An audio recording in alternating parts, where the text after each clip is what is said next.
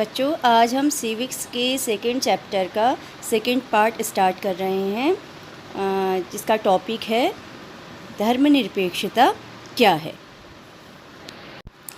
इससे पहले हमने कुछ उदाहरणों द्वारा धर्मनिरपेक्षता की समझ को जाना था और आज जो हमारा टॉपिक है वो है धर्मनिरपेक्षता क्या है। तो बच्चों, धर्म को राज्य से अलग रखने की अवधारणा को धर्मनिरपेक्षता कहा जाता है। धर्मनिरपेक्ष राज्य वह होता है जिसमें राज्य अधिकृत रूप से किसी भी धर्म को राजकीय धर्म के रूप में बढ़ावा नहीं देता। और भारतीय संविधान को देखें तो भारतीय संविधान ने नागरिकों को यह मौलिक अधिकार दिया है कि वह कोई भी धर्म अपना सकते हैं। धार्मिक स्वतंत्रता का अधिकार दिया है। भारतीय राज्य ने धर्म और राज्य की शक्ति को एक दूसरे से अलग रखने की रणनीति अपनाई है।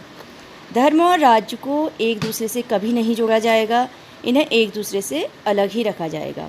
और भारत के साथ कभी ऐसा नहीं होगा कि भारत में जो बहुसंख्यक मेजॉरिटी में जो हिंदू हैं कि वह कभी हिंदू राष्ट्र हो जाएगा। तो धर्मनिरपेक्षता का अर्थ हुआ किसी भी देश की पहचान को देश के धर्म से अलग रखना। अब हमारा अगला टॉपिक है धर्म को राज्य से अलग रखना क्यों महत्वपूर्ण है।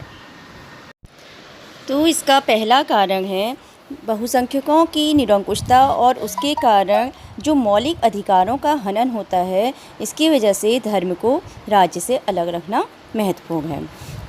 हमने देखा कि दुनिया में जो है ज़्यादातर देश ऐसे हैं जिनमें एक से अधिक धर्म के लोग रहते हैं।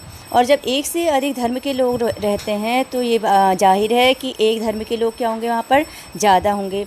और अब अगर जो बहुमत वाले जो ज़्यादा मानने वाले धर्म के लोग हैं उनके हाथ में राज्य की सत्ता पहुंच जाए तो उनका समूह दूसरे धर्मों के खिलाफ भेदभाव करने और उन्हें परेशान करने के लिए इस सत्ता और राज्य के आर्थिक संसाधनों का इस्तेमाल कर सकता है।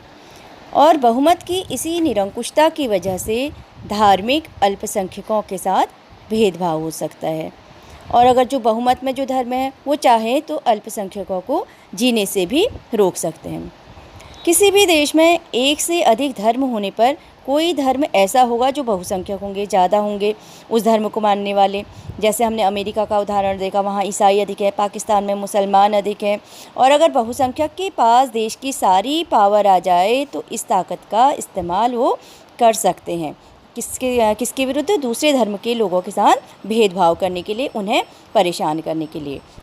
इसलिए धर्म को राज्य से अलग रखने का महत्वपूर्ण एक अहम कारण है बहुसंख्यकों की निरंकुशता और उसके कारण जो मौलिक अधिकारों का हनन होता है। धर्म को राज्य से अलग रखने का दूसरा कारण यह भी है कि हमें लोगों के धार्मिक चुनावों के अधिकार की रक्षा करनी है और लोगों को दूसरे धर्म को अपनाने या धार्मिक उपदेश की अलग ढंग से व्याख्या करने की स्वतंत्रता प्रदान करना है। लोकतांत्रिक सरकार में हर व्यक्ति को यह अधिकार दिया जाता है कि वह कोई भी धर्म अपना सकता है। वो अधिकार हैं, पहला, हर व्यक्ति को यह अधिकार दिया जाता है कि वह अपना धर्म छोड़ सकता है, दूसरा, दूसरे धर्म को अपना सकता है, और तीसरा, धार्मिक उपदेशों की अलग ढंग से व्याख्या कर सकता है। अर्थात उन्हें कोई बात माननी है अपने धर्म की तो वह मान सकते हैं और नहीं माननी है तो वह नहीं मान सकते। उन्हें पूरी आज़ादी है उस धर्म से उन्हें कौन सी बात माननी है और कौन सी नहीं माननी है। अब हमारा अगला टॉपिक है भारतीय धर्मनिरपेक्षता क्या है और इसको हम जो है अपने नेक्स्ट वीडियो में देखेंगे।